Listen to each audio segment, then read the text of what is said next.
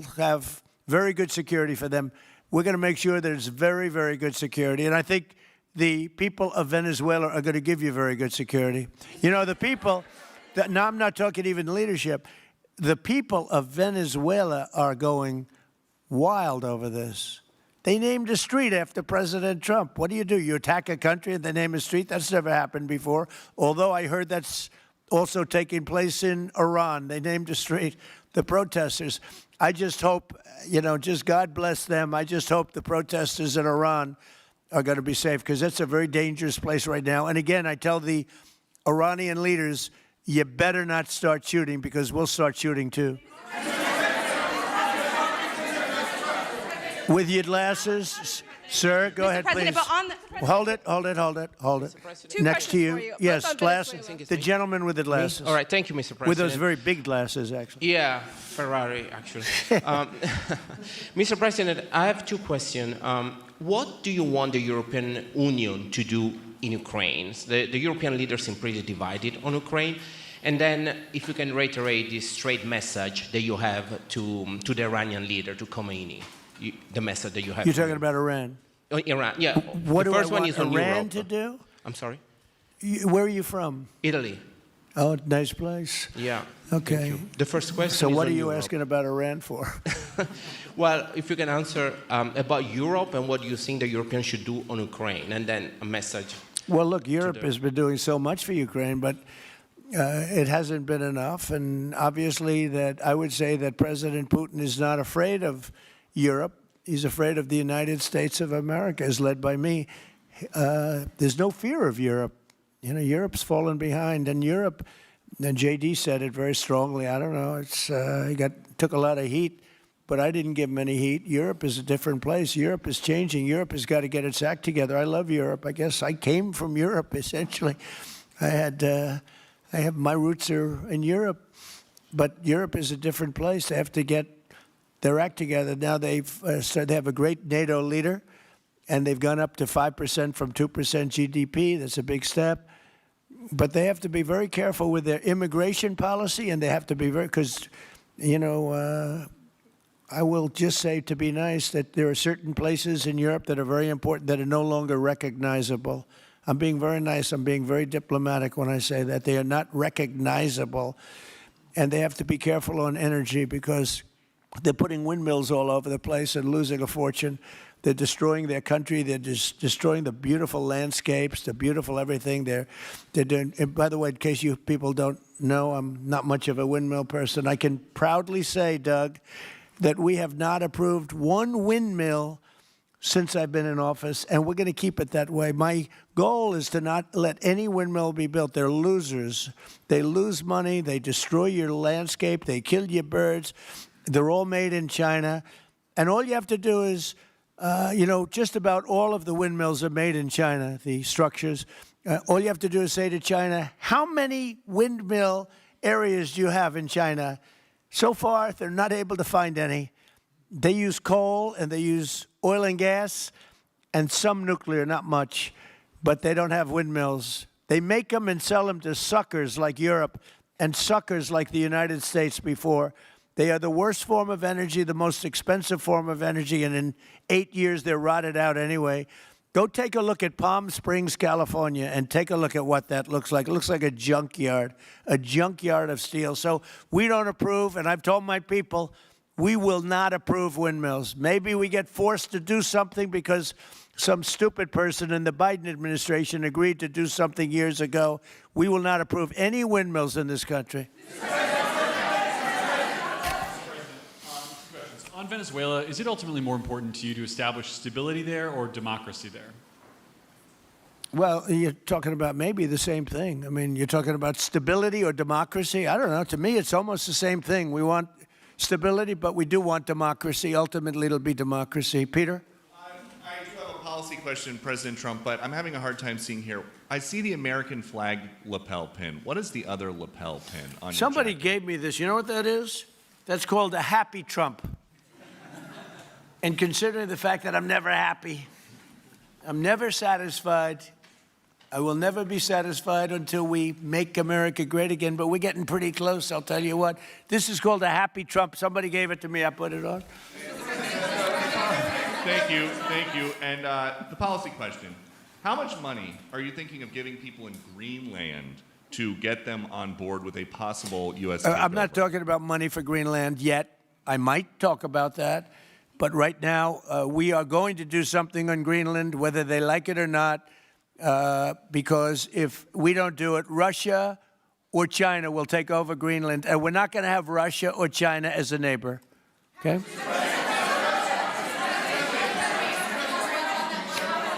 I would like to make a deal, the easy way, but if we don't do it the easy way, we're going to do it the hard way.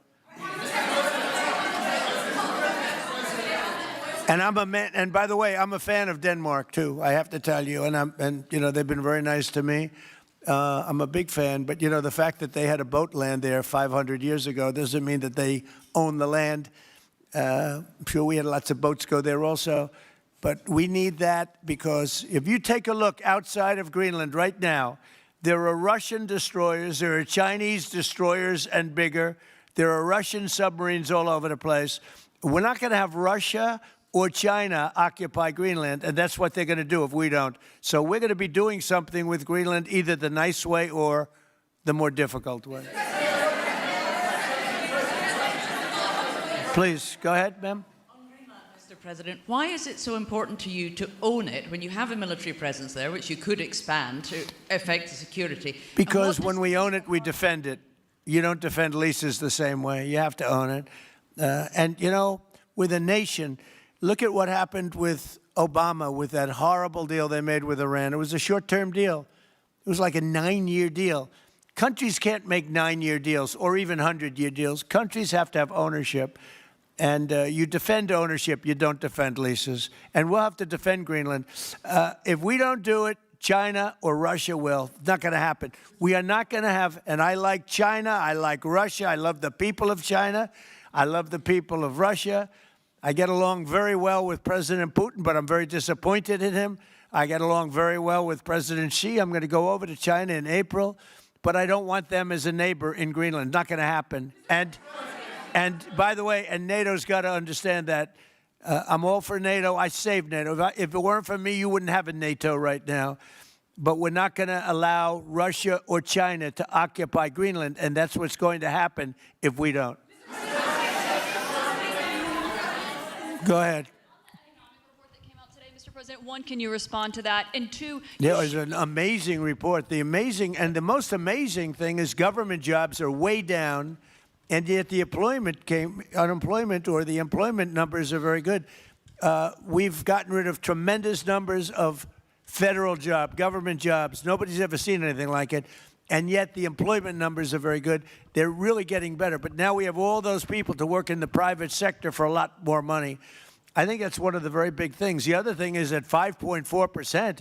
And remember, this is after we had a shutdown. And that shutdown had an impact because the concept of the shutdown, even though it's before, people knew we were going to be shutting down. A lot of bad things happened.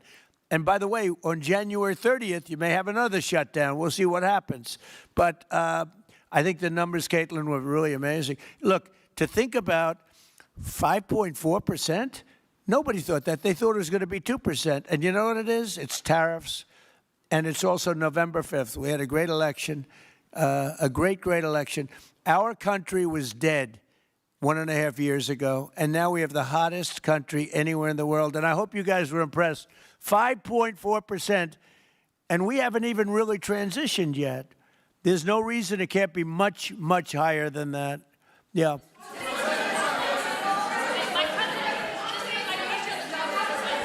first off, can you respond to the manufacturing Let's numbers? give CNN a chance. They've been fighting also, so hard to get back into the mainstream. Mr. President, you posted some numbers actually on Truth Social last night. People saying you posted the job data early when you're not supposed to obviously share it till the next morning. Did you do that on purpose? No, I don't know. If they posted them, I said post them whenever you get a chance. I don't know. They gave me some numbers. When people give me things, I post them. But the numbers are amazing. Yeah, please. How does the administration plan to distribute the money from the Venezuela oil sales? Is it go, obviously you say it's going to go into these controlled accounts. Yeah. Would it go back to Venezuela in a Yeah. direct payment? Is it going through these goods? How do you plan to do that? Well, And we then I have want a to make second sure question. that Venezuela can survive. You know, Venezuela needs money, and we're going to make sure that they get money, and we're going to get money, and the oil companies are going to make something for the work they do, and they're going to get back their money. We're devising a formula, but it won't be so much of a formula. It's going to be what they need. We're going to take care of what they need. There'll be plenty left over. We're going to have a lot of money left over. And the money left over is going to the United States of America, and the oil companies are going to be very happy. Yeah, please. Thank you, Mr. My second question is, would the administration offer a backstop to these oil companies for like financial guarantees, some sort of backstop, if the country did destabilize again? That's a very interesting question. Using the word backstop, I haven't heard that word in a long time. That was at the Wharton School of Finance I last heard. That's a good term. We ought to use it more often. I hope I don't have to give a backstop. I'm just, look, these are very smart people, the smartest people. They're not only in oil and business. These are the biggest companies in the world sitting around this table. They know the risks. I mean, there are risks. We're going to help them out. We're going to make it real easy. They're going to be there for a long time. We're going to be there together for a long, long time. And they're going to be taking the oil, and they're going to be bringing oil prices down. They're going to make a lot of money. They're going to get their money back. They're going to be safe. The people of Venezuela are going to be big beneficiaries, and the United States of America is going to be a big beneficiary for what we've done. And you know, one other thing I might say, it's also very big for national security because, again, just like Greenland, we can't have China or Russia occupy Greenland. We can't have China or Russia occupy Venezuela. And if we didn't do what we did, China or Russia would have been in Venezuela. I think I can, where's Mr. Chevron? So let me ask you, they would have been there if we didn't do this. Do you agree with that? They certainly have a lot of economic interests in country. There's absolutely no argument about that. They were trying to be there. I mean, you know, we had a Russia, I guess sort of I call it a semi-Russian ship yesterday that we took over, and Russia decided not to defend that ship against us. It's a big movement. The ship was loaded up with oil, and we took the oil, and it came out of that port. But Russia would be there or China would be there. And we want them to be there for a different reason. We want them, do you people agree? In particular, China, they need a lot of oil. Russia doesn't need so much, but Russia was there anyway. But I assume you agree that China would like to be doing a lot of business there by buying oil. And I want to just tell President Xi and President Putin, but more so in this case, President Xi, because they do need a lot of oil. And we are open for business in the United States, and we are open for business in Venezuela, right?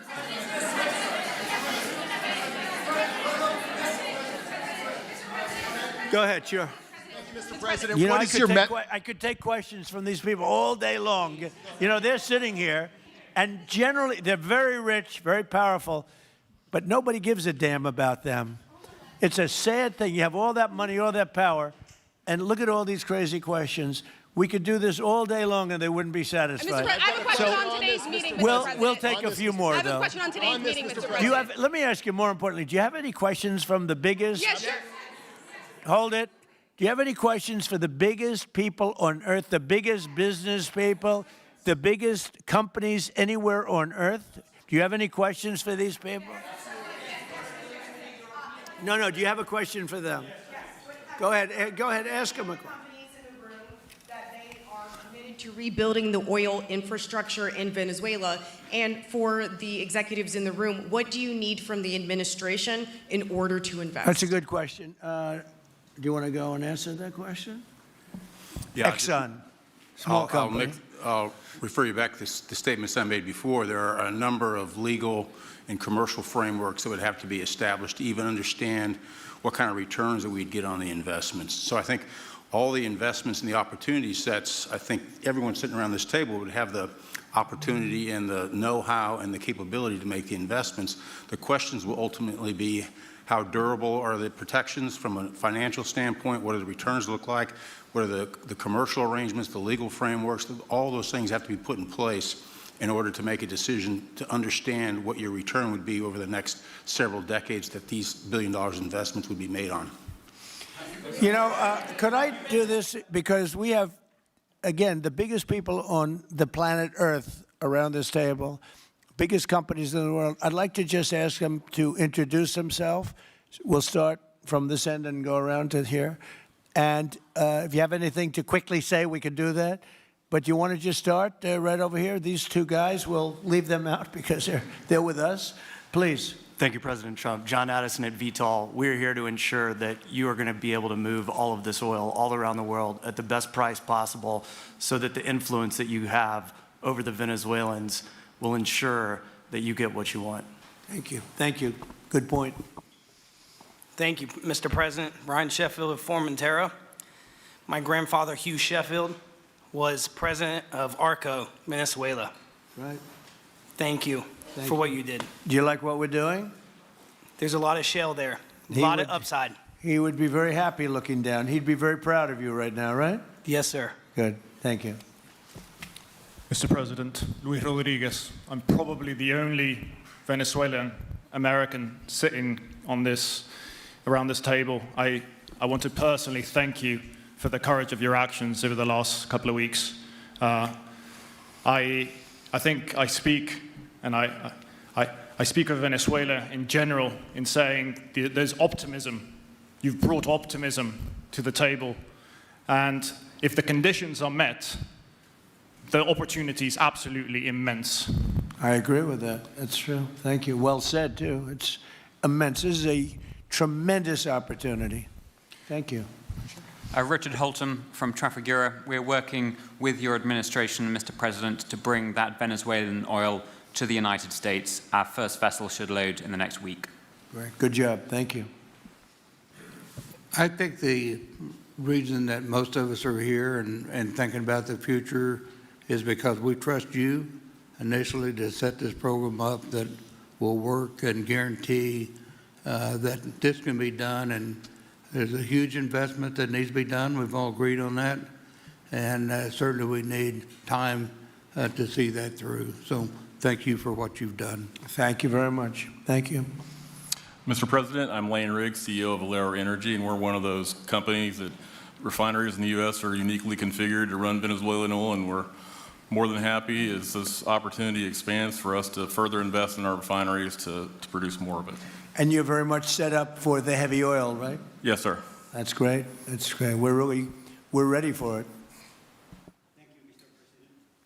Thank you, Mr. President. Thank you for having us here. Thank you. And thank you for opening the door to a better Venezuela. We are a Spanish company, but we are fully committed to invest here in the States. We have invested over the last 15 years $21 billion in the American oil and gas industry, in Pennsylvania, in the Gulf of America, in Texas, and in Alaska with the discovery of Pica that is going to have the first oil this quarter and is going to change, is going to reverse the declining history of that great state of Alaska. We are in Venezuela, Mr. President, with our partners of Eni. We produce the gas that guarantees the stability of a half of the grid power in Venezuela.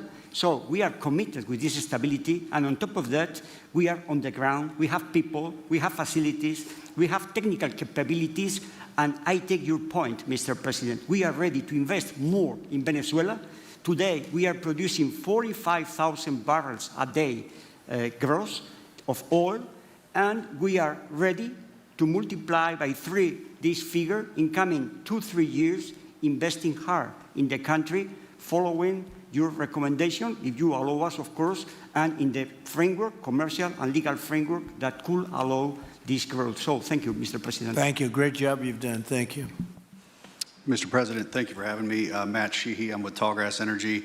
We are an infrastructure business, so whether it's oil, gas, CO2, we move that around. So most of my customers are sitting around the table and happy to lend our expertise to what's going on in Venezuela to support the people. And obviously infrastructure is going to be critical to see it repaired. Thank you. Thank you. Mr. President, thank you. An honor to be here. Marianne Mannon, Marathon Petroleum. We are one of the largest U.S. refiners. On behalf of the men and women of Marathon Petroleum and of our industry, thank you and the administration for what you're doing for U.S. energy independence.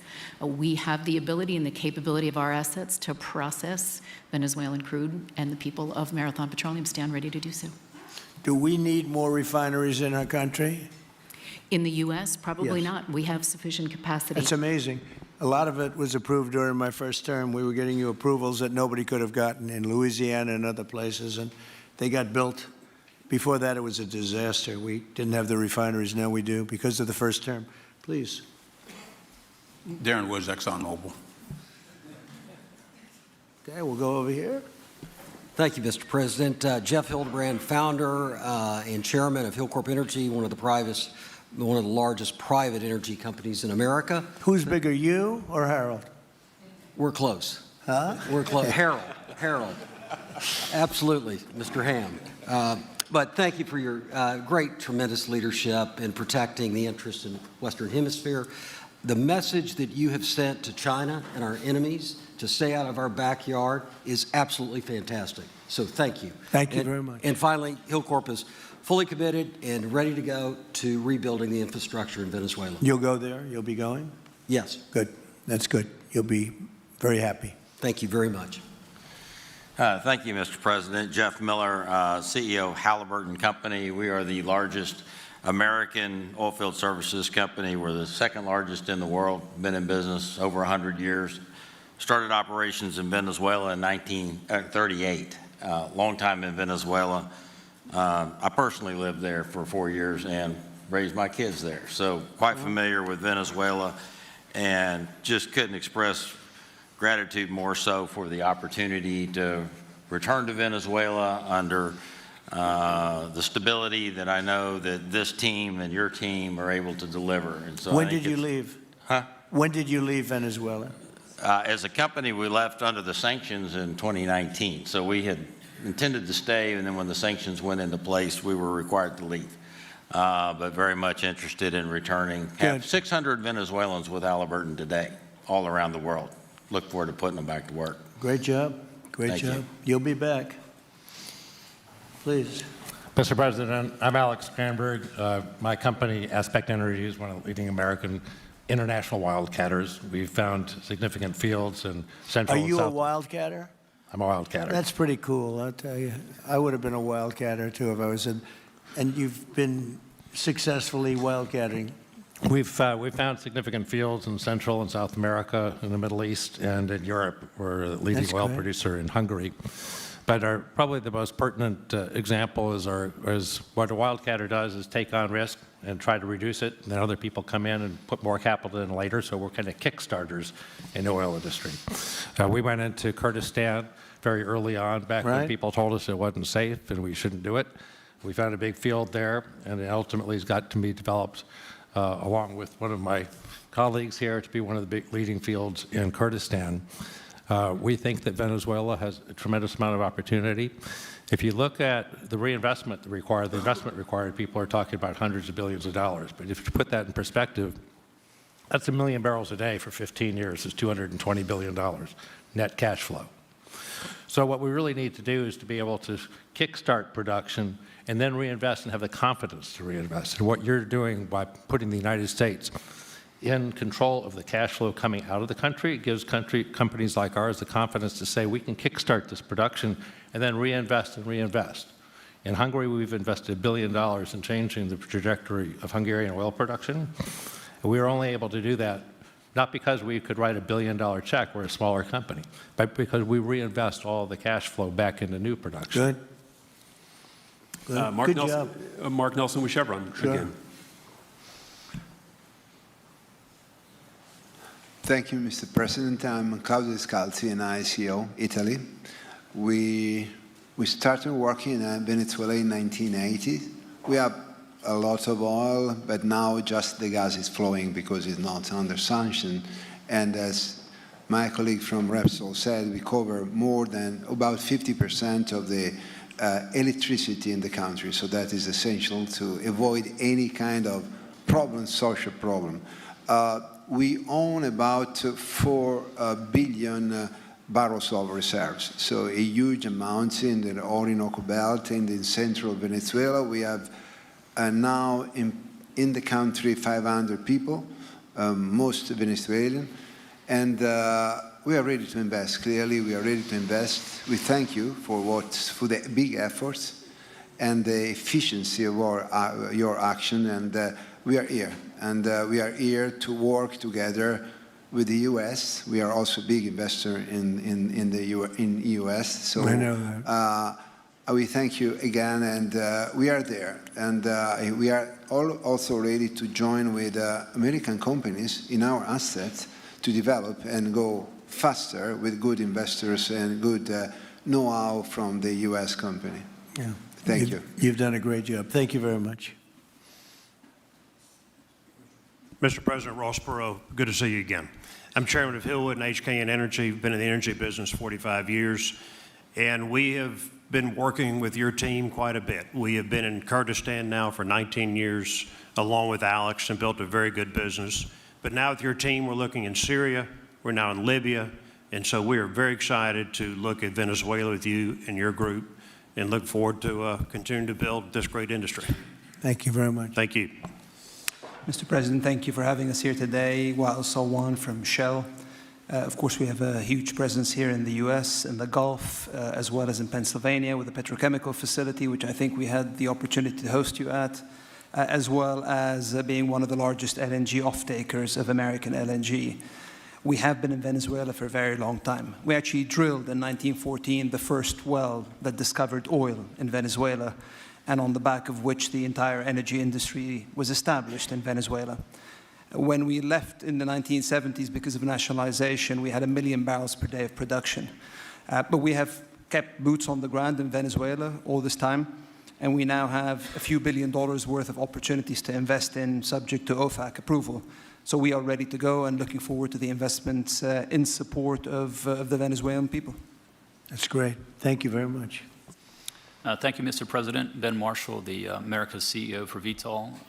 Alongside Trafigura, we're very thankful to have worked with the government and the Venezuelans to be able to bring the crude oil to market at a market price as quickly as we can to help stabilize the country. Thank you. Thank you. Brian Lance, ConocoPhillips. I'll defer to my colleagues.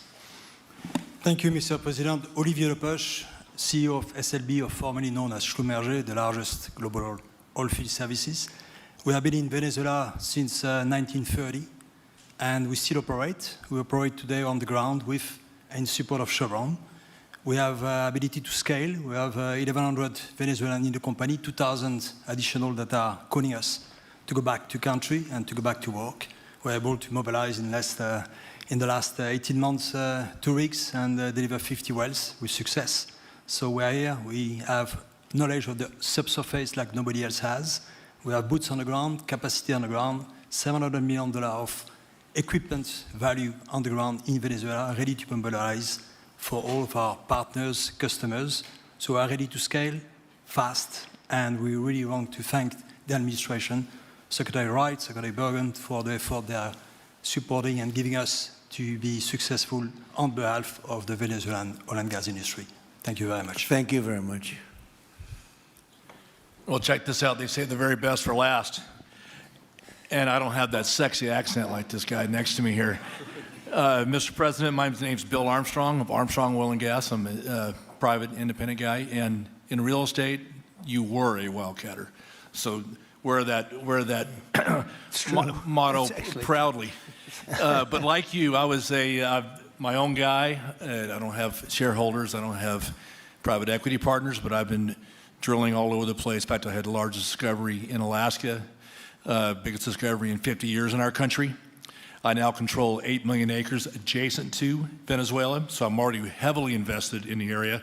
We share a 150-mile border with Venezuela in the countries of Aruba and Curacao, and we are ready to go to Venezuela. It is, in real estate terms, it is prime real estate, and it's kind of like West Palm about 50 years ago. Yeah. Very ripe. Yep, I agree with you. Thank you. Congratulations. Thank you. So I think what we're going to do is speak without the press to these gentlemen, see what kind of a deal we can make. We're going to get them involved. I'm going to ask, I think it will be the best. We went from, this is, as you know, our biggest room, which would seat 100 for dinner, maybe, if you're lucky, if you're nice and tight. And the ballroom will seat many. And it'll also take care of the inauguration with bulletproof glass, drone-proof ceilings, and everything else, unfortunately, that today you need. So we're going to discuss how these great American companies can help rapidly rebuild Venezuela's dilapidated oil industry and bring millions of barrels of oil production to benefit the United States, the people of Venezuela, and the entire world. And yesterday, the number is 30 million barrels. I can't even, is that a correct number? 30 million barrels. You hear that, Peter? Of oil was given to us by Venezuela. That's a lot of oil. It's about $4 billion worth, and it's on its way to the United States right now. And we want to thank Venezuela for that. And we're working very well with them, obviously, or they wouldn't have been so generous. But they respect us again. They didn't respect us at all before. So that's money that goes to the United States. Some will go to Venezuela, and some will go to the oil companies, but not that, because that's already been extracted.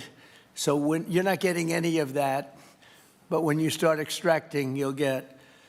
But it's tremendous reserves, among the biggest in the world. Some people say it is the biggest in the world.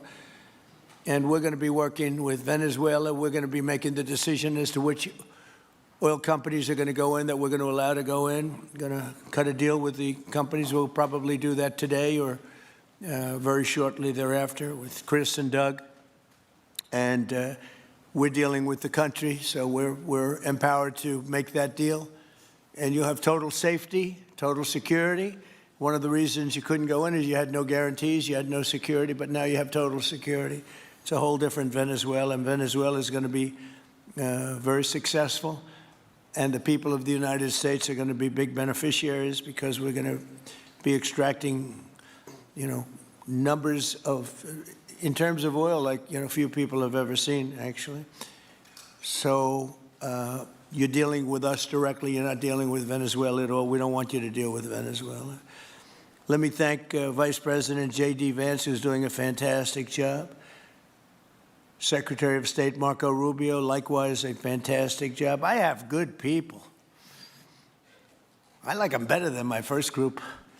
But we had a great, despite that, we had a great first term. We had some great people there, too, by the way.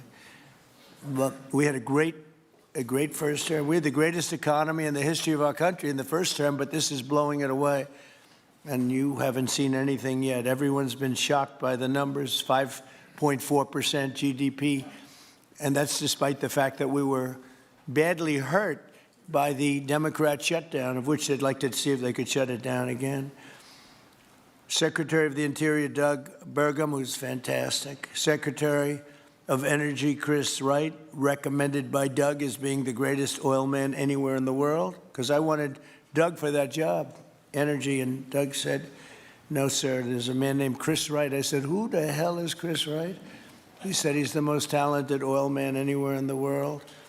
I doubt you can get him, because typically oil men make a lot of money, and women.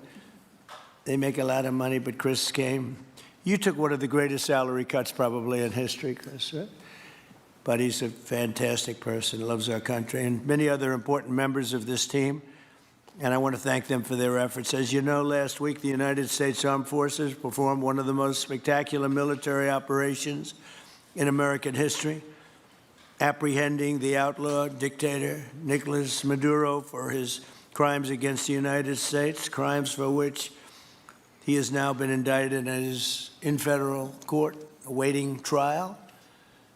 And he killed many people, millions of people, actually, and allowed jails, prisons, mental institutions, insane asylums, drug dealers, drug addicts to pour into our country totally unchecked because of Sleepy Joe Biden's policy of open borders, the stupidest thing I've ever seen. We're getting them all out. The departure of Maduro makes it possible an incredible future for both nations, Venezuela and the United States, in which we will more closely integrate the economies of two major energy powers in the Western Hemisphere. Energy coming out of Venezuela was very small. One of the things the United States gets out of this will be even lower energy prices. We have people now getting gasoline for $1.99, $1.96, $1.95, $1.92 yesterday, somebody. And it used to be $3.50, $4, $5 a gallon. Think of that, $1.99. Decades ago, the United States built Venezuela's oil industry at tremendous expense with American skill, technology, know-how, and dollars. But those assets were stolen from us, and we had presidents who did nothing about it. This president is much different than your other presidents. They did nothing about it. They stole it. Some of the people in this room were a little bit younger when that happened, but not that much younger. It wasn't that long ago. But they stole our assets like we were babies, and the United States did absolutely nothing about it. So now we're doing everything about it. Now we're doing 500% about it, but it's a long time after the act took place. So they stole from us, and it was taken by socialists and communists at the time, and Venezuela was going bad, really bad. And as much oil as they have, they're producing almost nothing, which is just a system. So we're really, if you look at it, we're taking back what was taken from us. They took our oil industry. We built that entire oil industry. Started a long time ago, but they took it, and they were very ungracious to this country, but now they're being very nice. American companies will have the opportunity to rebuild Venezuela's rotting energy infrastructure and eventually increase oil production to levels never, ever seen before. When you add Venezuela and the United States together, we have 55% of the oil in the world. The United States is number one. We have them drilling. Drill, baby, drill was my campaign. And Doug and Chris, I think we're setting records on drilling right now and taking oil without Venezuela. That's how we're getting the oil prices down. The plan is for them to spend, meaning our giant oil companies will be spending at least $100 billion of their money, not the government's money. They don't need government money. But they need government protection and need government security that when they spend all this money, it's going to be there so they get their money back and make a very nice return. The plan is for them to spend at least $100 billion to rebuild the capacity and the infrastructure necessary. Venezuela has also agreed that the United States will immediately begin refining and selling up to 50 million barrels of Venezuelan crude oil, which will continue indefinitely. We're all set to do it. We have the refining capacity. It was actually based very much on the Venezuelan oil, which is a heavy oil, very good oil, great oil. It's fantastic for certain things like asphalt roads, the best there is in the world for asphalt roads and other things. All of the companies here today are going to be treasured partners in bringing the nation of Venezuela back to life, restoring its economy, and generating great wealth for their companies and for their people, and also great wealth for the American people, and tremendous wealth for the companies that are going in. The companies that are going in, and if you don't want to go in, just let me know, because I got 25 people that aren't here today that are willing to take your place. So I just want to thank, these are people that I either know or I know of by reading lots of business magazines and journals and papers. These are the greatest oil people anywhere in the world. Harold Hamm, I see, is here. Harold, you know, there's a story about Harold Hamm that he could look at a piece of land, put a straw into the land, and oil pours out. Is that true about you? Whereas some of you guys have to invest hundreds of millions of dollars to find that oil. So we can't let that story be true. But they say Harold puts a straw into the land and oil comes gushing out. So you're not a big R&D person, are you, huh? He's called instinct for oil. Now, he's got other problems, but we won't talk about those problems. But he's been a great supporter of mine for a long time, haven't you, Harold? So congratulations. But we have, and I think Harold would agree, we have the greatest oil men and women anywhere in the world sitting in this room right now. And we have a lot of people that will be back to see us sometime next week. We're going to have another meeting for another group. But we're going to do this very quickly. We can have this done almost immediately. So I'd like to thank you all for being here. I'd like to invite Vice President Vance to say a few words, followed by Secretaries Rubio, Burgum, and Wright. And then we'll have a few words from representatives that are here and to discuss their ideas, a couple of them. We have Chevron, which has been, where's Chevron? Where are you? Far right. No, I thought you'd have a better location. You were the only one that was there for all that. I used to call you and say, what the hell is going on with Venezuela? He stuck it out. I don't know if you made money or not, but you stuck it out. I got to give you a lot of credit for that. Mark Nelson, thank you very much. Exxon CEO Darren Woods. Darren, thank you very much. How's Exxon doing? Okay? They'll do a lot better now, won't they, huh? Exxon's been amazing. It's been an amazing company. And ConocoPhillips CEO Ryan Lance, thank you very much. So you guys could say something, and then we'll take some questions from the press. And if anybody else would like to speak, we'll have you speak. We have all the time in the world. This is a big subject. This is massive wealth, and more importantly than massive wealth, it leads to lower taxes and a lot of jobs for Americans and for Venezuelans, but for Americans in this case. And I just, again, appreciate you all being here. And I'd like to ask JD to say a few words, please. Thank you. Thank you, Mr. President, and thanks to everybody for being here. You know, as a Marine Corps veteran for my entire lifetime, presidents, and let's be honest, they were Democrats and Republicans, would send the American military to far-off places. They would get us involved in these endless quagmires. They would lose hundreds or thousands of American lives, and the American people would get nothing out of these misadventures. And now you have an American president who's empowered the American military to stop the flow of drugs into our country and to ensure that we, as opposed to our adversaries, control one of the great energy reserves that exist anywhere in the entire world. And he did it without losing a single American life in the process. It was an amazing operation. It's going to make our country richer. It's going to make our country more powerful. It's going to make our country safer. And it's going to lead to the decline, the further decline of drug overdose deaths in the United States of America. An amazing thing, and I'm happy to be here to talk about how we can make it an even bigger and better operation for the American people. Thank you, sir. Thank you very much. Marco? Thank you, Mr. President. And I think this is a reminder that everything this president does, everything President Trump does is with the American people in mind. It was not in the national interest or national security of the United States and of our people to have in our own hemisphere a country, not just with vast energy reserves, but controlled by an indicted narco trafficker who flooded our country with illegal immigration, including drug gang members, openly cooperated with drug gangs, and by the way, stole the wealth of that country to fund a repressive regime and also benefit adversaries such as Iran. All of that is now changing. As part of this process, the first phase, of course, is the phase we're in now, which is the stabilization phase. We do not want to see destabilization in the country. We're working very cooperatively with the interim authorities there to provide a market for the sale of the wealth of Venezuela in such a way that benefits the people, both of the United States, but also the people of Venezuela. And as a reminder to everyone, the President announced this just 2 days ago, every penny, everything they buy with the money that they're making from the oil now, Mr. President, will be bought from America. And that includes everything from equipment for the oil industry to food to medicine and everything in between.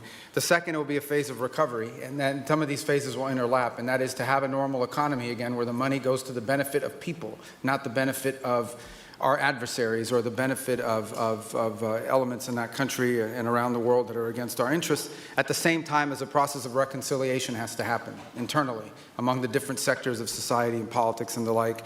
And finally, the third phase, which is the most important of the three, is when the country fully transitions into a normal country that we have strong economic and diplomatic and relations with, that is friendly towards the United States, that's not a foothold for our adversaries, that serves our interests, but also the interests of the people. It'll be a country that is wealthy, a country that is prosperous for the people, not for a handful of criminals, but also a country that is supportive of our interests in the region and throughout the world. And we thank you, Mr. President, and the team you've assembled that have brought us to this point. A lot of work remains, important work, but this is historic. Okay. Thank you very much. Doug? Well, Mr. President, I want to thank you for your leadership, not just as President, but as Commander-in-Chief. The boldness, the execution, the breathtakingly precise work that you've delivered both in Iran back in June and here has changed the field for the whole world. And you always ran about the idea of peace and prosperity. And in Venezuela, as you know, this was a playground for every bad actor in the world. We had Russians, Iran, terror groups, all of them profiting from this criminal organization that was pretending to run the country. That makes America safer. You've secured the border, we're stopping the flow of drugs, and now with the normalization of relationships on an economic basis, it's going to mean tremendously for the prosperity of the American people. So I just want to say again, congratulations to you and to the entire leadership team. It's been an amazing, historic week on the scale of things that we haven't seen perhaps for 125 years in terms of the U.S. Exerting its influence over Latin America in a way that's going to make a change for generations. And on behalf of all the oil executives that are here today, Chris and I want to say thank you to all of you. It's your technology, your innovation that has put America in the place where today we are the most energy dominant country in the world. And that position is what's allowed us to take the action that we're taking with statecraft, with military action. None of that would happen if we were dependent on everybody else for energy. So you're a big part of the reason that we're able to move the way we are today, and we're grateful that you're here to be part of the solution going forward. Thank you, Doug, and you are doing a fantastic job, and we appreciate it. Everybody appreciates it. They know who's doing well. Chris Wright. Thank you, Mr. President. Yeah, what we've seen in the last week is leadership matters and credibility matters. Venezuelan oil has been sanctioned for many years, and the oil just flew, those sanctions were not enforced. That oil just floated out to trafficked by bad actors of the world. The resources weren't gone to a central place. The corruption and decline of Venezuela has been a crisis for the people of Venezuela. And as Secretary Rubio said, massive spillover effects in the United States, in crime, in drugs, in kidnappings, and in taking a huge resource base and making it not exploited, not developed. The whole world is a poorer, less opportunity-rich place because of that. When you have materials underground, they've been underground for 1 million years. That does not make them a resource. That does not make them valuable for your country, your people, or the world.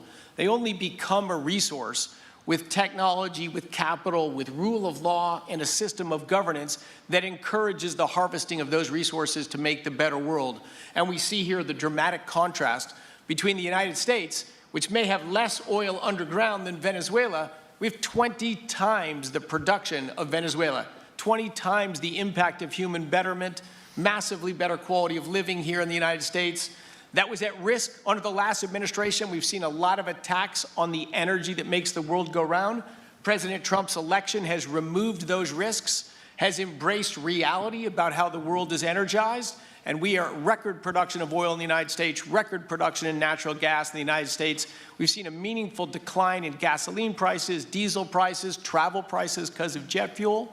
And now President Trump is taking the genius of a different way to try to solve a 25-year festering problem in Venezuela, that all the traditional things have not worked, but ordering both a tremendous military operation to remove the heads of a criminal organization masquerading as a government, and then to use the power of our military, not to fire bullets, but to stop the flow of Venezuelan oil to the world, immediately gave us leverage over the interim authorities in Venezuela and has allowed us to be in this position today where the actions of this government can massively improve Venezuela for the better, and the bigger impact is to massively improve the quality of life, affordability, safety, and security of the United States.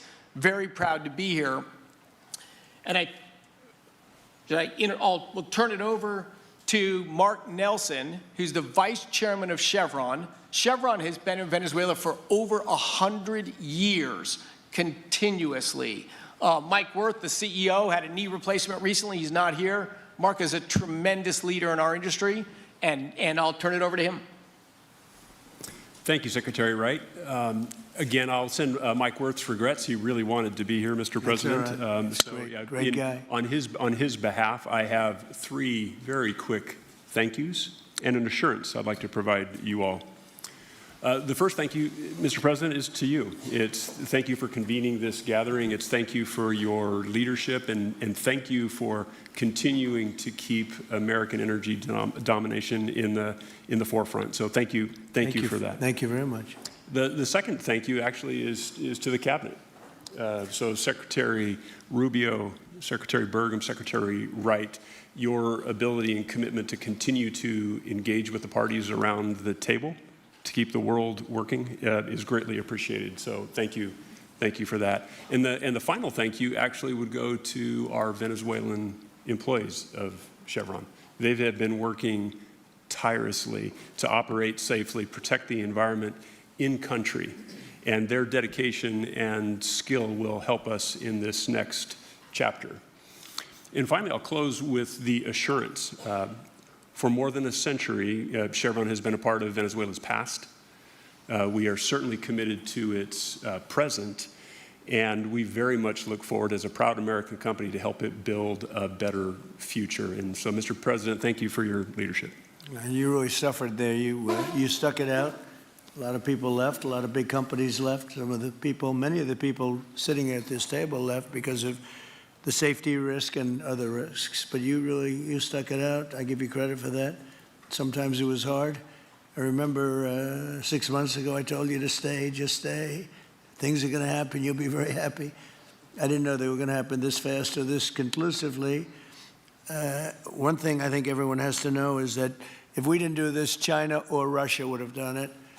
And if China or Russia were a next-door neighbor, because essentially this is not around the other parts of the world so far away where you fly in an airplane for 24 hours before you get there. This is sort of a next-door neighbor, if you think about it. And I told China and I told Russia, we get along with you very well. We like you very much. We don't want you there. Not going to be there. And if we didn't do this, China would have been there and Russia would have been there. Maybe they both would have been there together, but they're not going to be there now. One thing I will tell them, and I will tell you, that we are open for business. China can buy all the oil they want from us there or in the United States.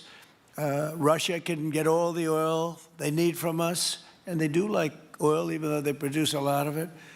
But China and Russia and everybody else is able to go, and we'll be open for business almost immediately.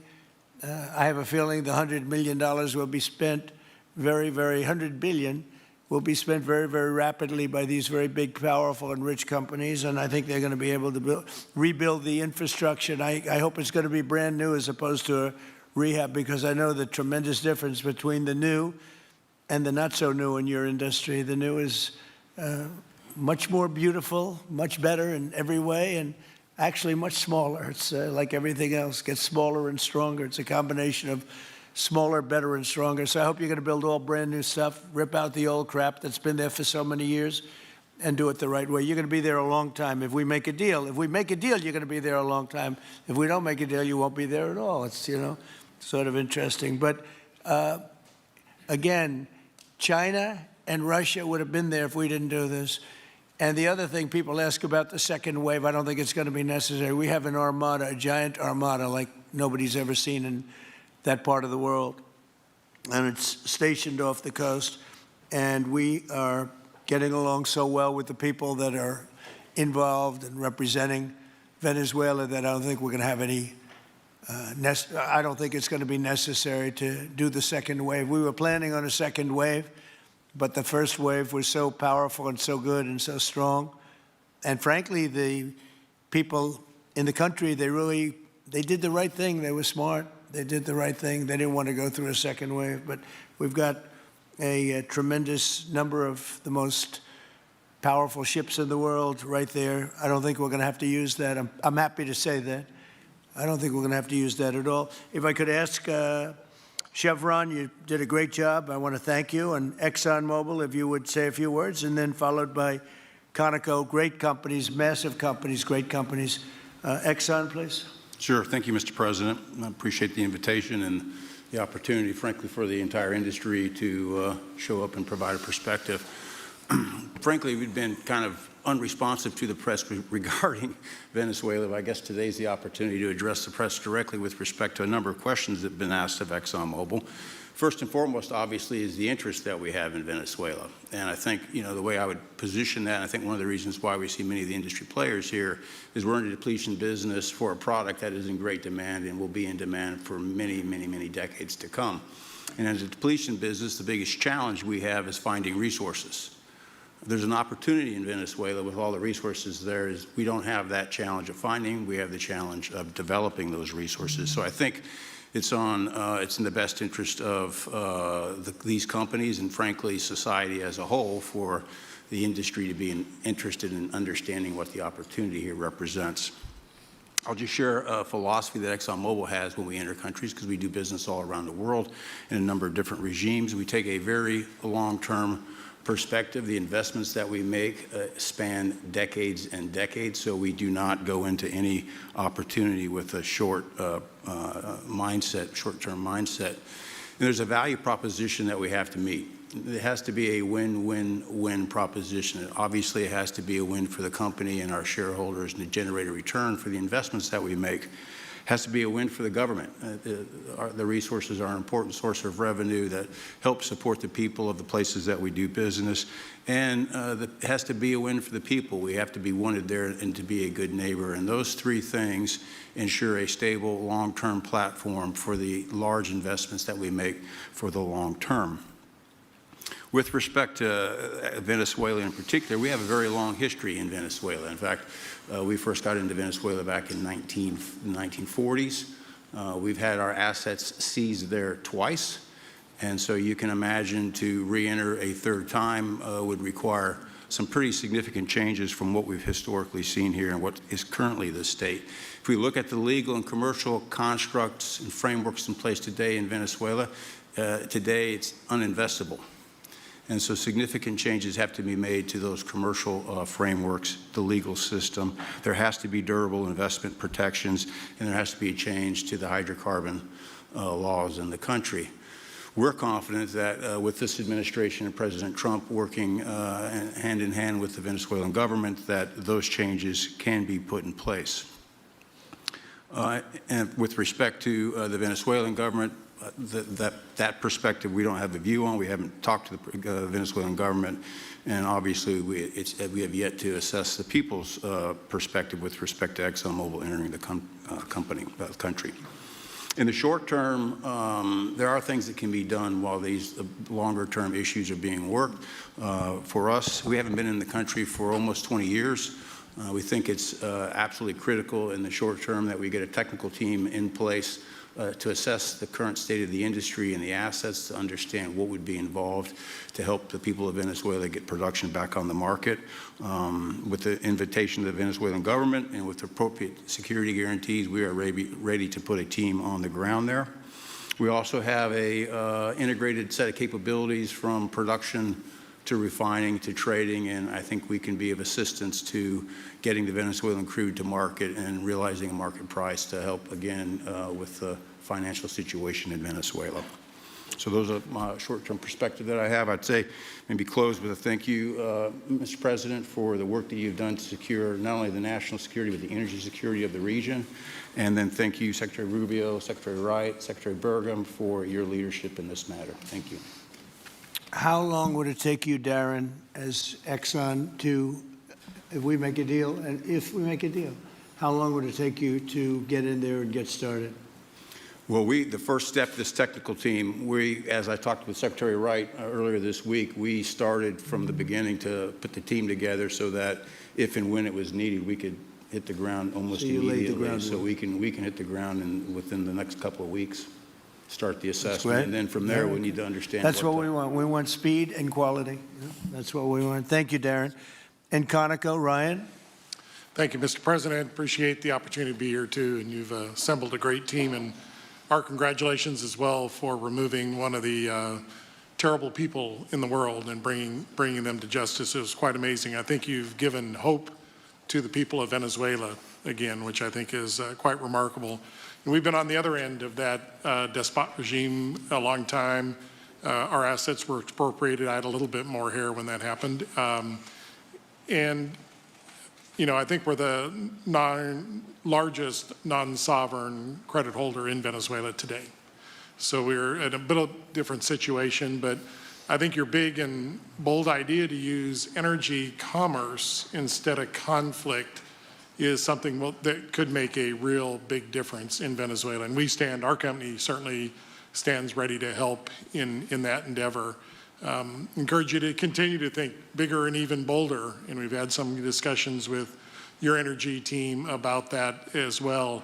As we think about the other people that need to be in this room and in this discussion are the banks, and including probably the Exim Bank, as we think about how the debt needs to be restructured and the financing to deliver the billions of dollars that are required to restore their energy infrastructure.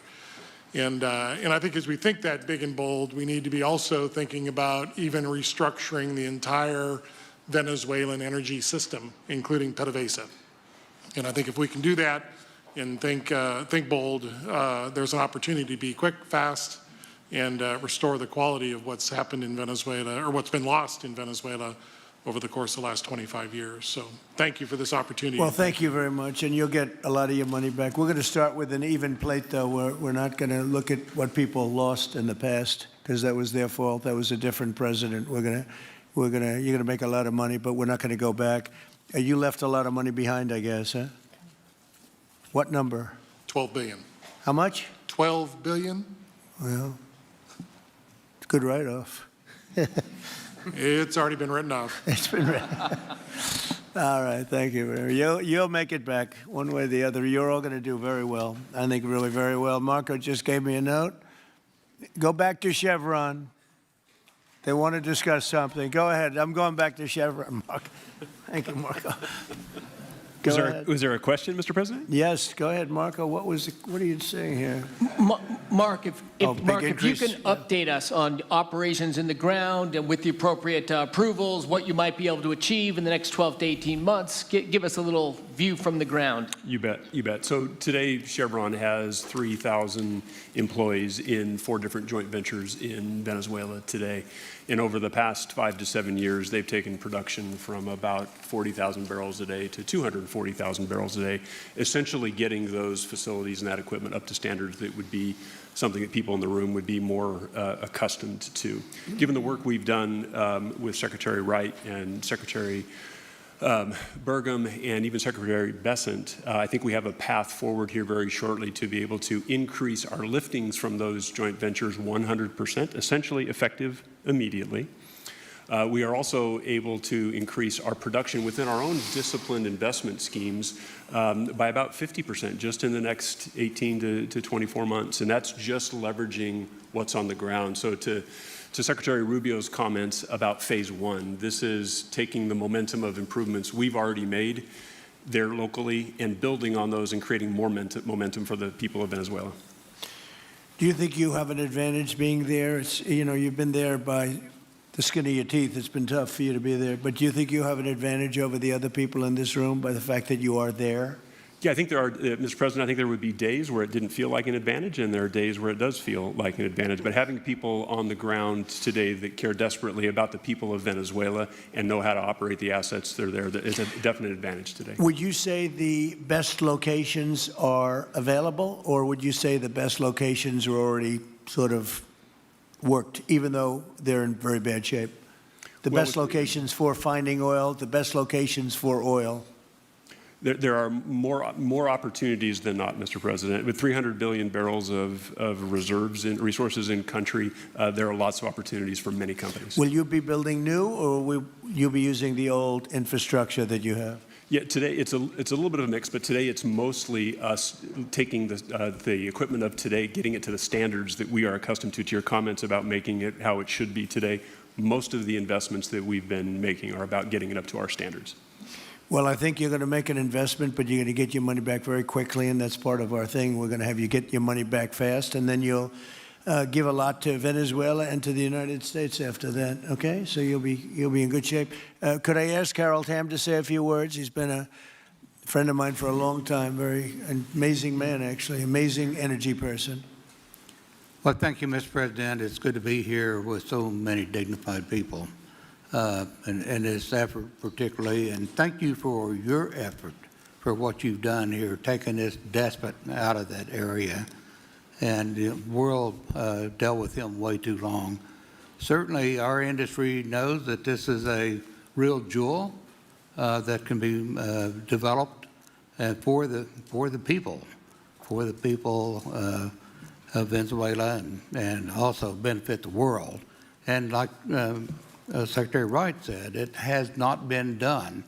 That's not been done in the past, and they had a good chance at it.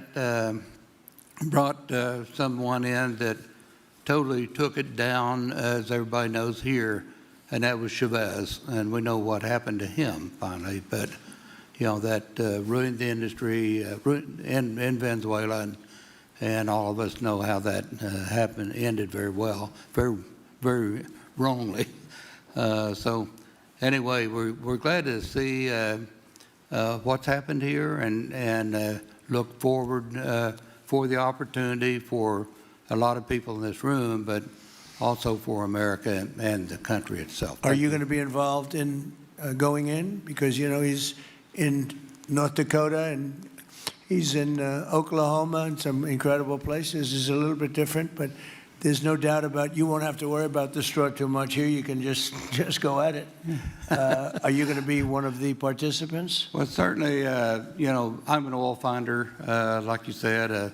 Barry Switzer, told that story. The coach. And he's kind of exaggerated a little bit. It doesn't come out quite that easily usually. But anyway, great story. I love it.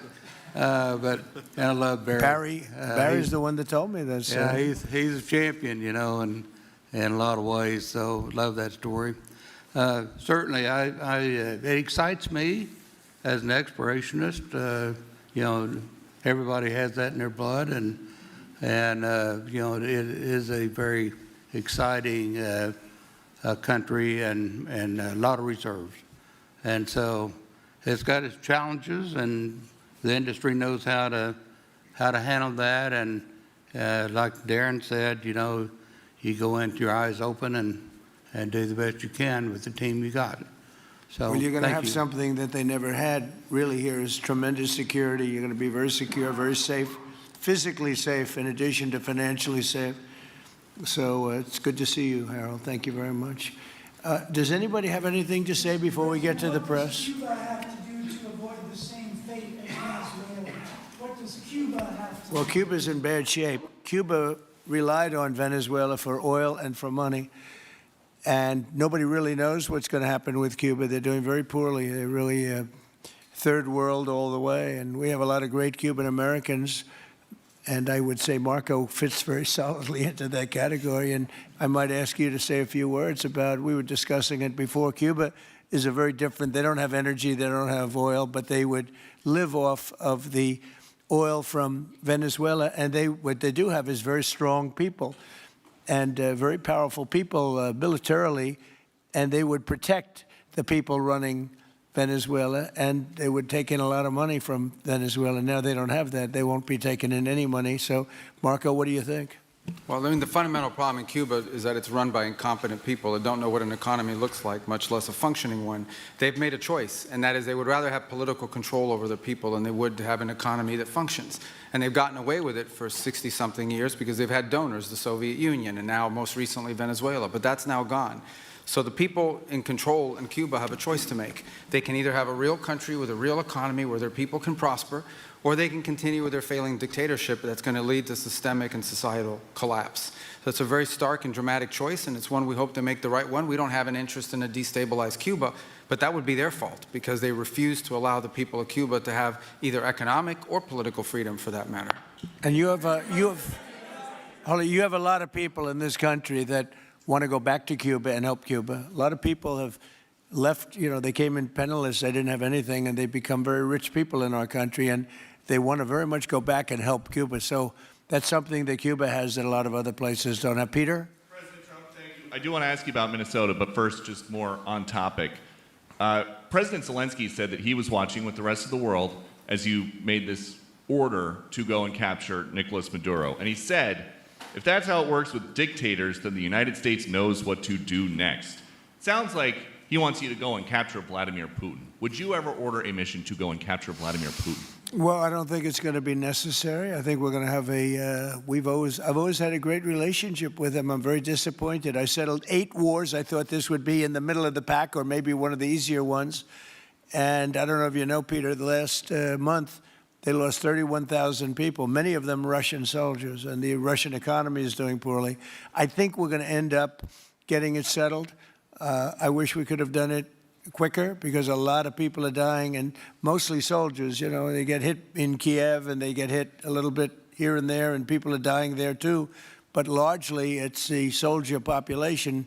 When you have 30,000, 31,000 soldiers dying in a period of a month, 27,000 the month before, 26,000 the month before that, that's bad stuff. So, as you know, President Biden gave $350 billion to Ukraine to fight, and we would never get that back, although I did make a rare earth deal to get it back, so we will be getting it back, but shouldn't have done that. It was a bad thing to do. I will say that right now, because I was able to get NATO to up GDP from 2% to 5%, NATO's got a lot of money, and they're paying for everything. We're not losing any money. We're making a lot of money, I guess, if you think of it, because we're selling them military equipment. They're probably giving it to Ukraine, but we're selling them to NATO military equipment. We're getting full price and all of that, but that's not a big deal to me. What is a big deal is stopping a war where 30,000 people are being killed every single month. On Minnesota, the vice president yesterday suggested that Renee Good, who was killed by this ICE officer, was part of a broad left-wing network. What has your team told you about this broad left-wing network? Who is in charge of it? Who's part of it? What's it called? Well, I haven't seen the vice president's statement, but he's generally very accurate. I hate to say, look, I watched that yesterday, and there are a lot of different forms to it. But there was a woman screaming, "Shame, shame, shame, shame." She was a agitator, probably a paid agitator, but in my opinion, she was an agitator, a very high-level agitator, so professional. She wouldn't stop screaming. I said, this isn't a normal situation. This is a professional troublemaker, because you heard it and I had it. Now, I will say this. The news sort of turned her down, turned her off, because you're trying to watch. She was so loud and so crazy and just not normal. When somebody sees something like that, they don't go screaming and the same words. So I guess you could say professional, but I didn't think she did a very good job. You have agitators, and we will always be protecting ICE, and we're always going to be protecting our Border Patrol and our law enforcement. Yeah. In your conversations with these oil executives today, did you provide any security guarantees so that they can do their work safely in Venezuela? Yeah. And separately, Mr. President, they will have those guarantees, yes. And separately, Mr. President, I'm curious in terms of the future of Venezuela. Do you see Venezuela, now led by Delcy Rodriguez, as an ally of the U.S.? Is that the way that you view that country right now? Well, right now they seem to be an ally, and I think it'll continue to be an ally, and we don't want to have Russia there. We don't want to have China there. And by the way, we don't want Russia or China going to Greenland, which if we don't take Greenland, you're going to have Russia or China as your next-door neighbor. That's not going to happen.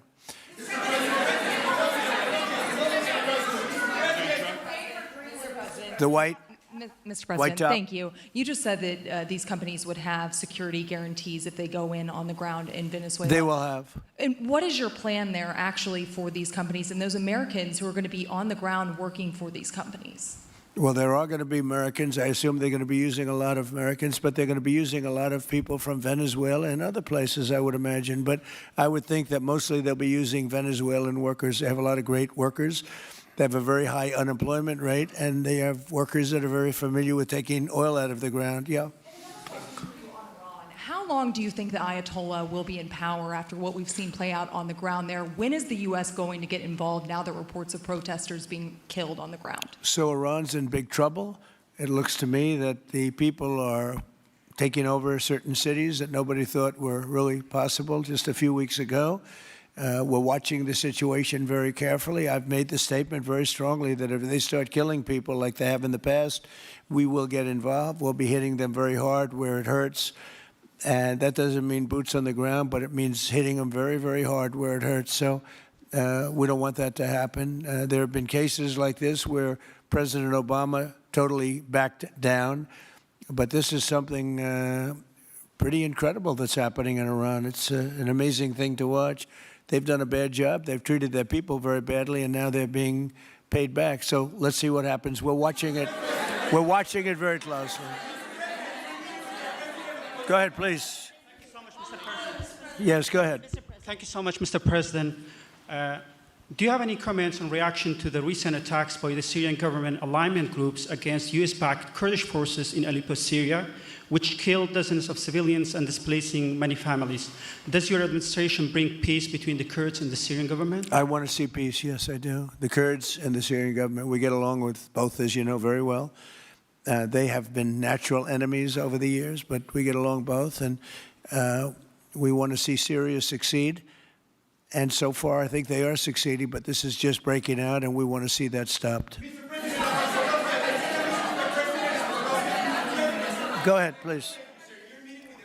Colombia, Gustavo Petro, in a few weeks. Do you hope this meeting with Gustavo Petro marks a new chapter, a new beginning in the benefit of the Yes, U.S. and Colombia relations? What country? Colombia, with the president of Colombia, Gustavo Petro. I had a very good talk with him yesterday, and he's been very hostile to us and to the nation and to me, called me a dictator and lots of other things.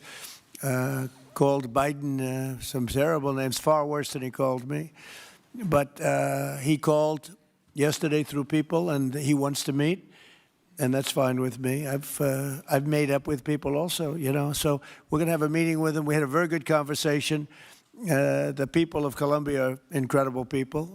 Marco would know that better than anybody because he's married to a woman from Colombia. And I don't mean Columbia University. That would be, I'm not sure. I think I like Colombia, the country, better, if you want to know the truth. The people are, hold it. The people are great people. I look forward to meeting with them. We're going to meet in the very near future. President of Venezuela here in the White House. Would you greet her to discuss the fate of the oil? Yeah, well, I'm going to meet